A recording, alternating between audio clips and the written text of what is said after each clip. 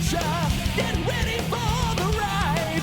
We're going down to hell tonight, so strap yourself inside. There's a glaring contradiction in your world that's made of glass. Something small can shatter it and nail you to the past. The road beneath your wheels, the madness that you feel. Oh, you will pay with your life. Welcome to the Metal Voice. Today on the show, we're speculating. Speculating with Giles Lavery. Giles, what's going on? Speculating! Iron Maiden's coming out with a new album, The Book of Souls. And I thought it'd be fun. We have a little metal debate, me and Giles, just to speculate what direction, what musical direction will Maiden be going into. Giles, quick, 30 seconds. Where do you think they'll be going this time around?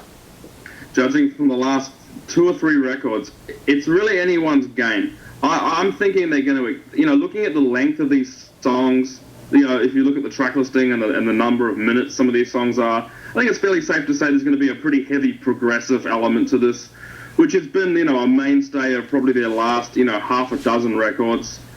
They're getting more and more progressive as every record goes along. I don't think we're going to get too many songs like The Trooper or Flight of Icarus or Run to the Hills or Prowler on this record. That hasn't been the case for a very long time. I'm expecting stuff like Where the Wild Wind Blows from, the last album, The Final Frontier, as a really good example. The Talisman. But you know what? I get a feeling they've got something up their sleeve. I get a feeling we're gonna see some different sides to Iron Maiden that are, this isn't going to be a retread record, of something they've done in the past. I think we're going to see perhaps a little bit of, stark experimentation, if not reinvention. I think there will be, there'll be something for everyone on it, but I think they've got a few surprises. You've said everything I wanted to say. I mean, just judging by the tracks, judging by the length, it's a double CD. This is going to be a big album, right? It's going to be a monster of album, and the people who are hoping for a Run to the Hills or maybe like the first 2 Iron Maiden, sort of the short tracks, they're going to be disappointed. And the people sort of like the Maiden fans who just love all the different musical directions that they've gone into, they're going to love it. I mean, I love the last record, and I know it's going to sound probably similar to that, but like you said, they're going to mix it up a little bit. Yeah, I think so. I think it's also potentially a record that is going to polarize people, the way that Seventh Son did, the way that No Prayer did, and the way that Fear of the Dark did, and the way the X Factor did, and the way that Final Frontier did.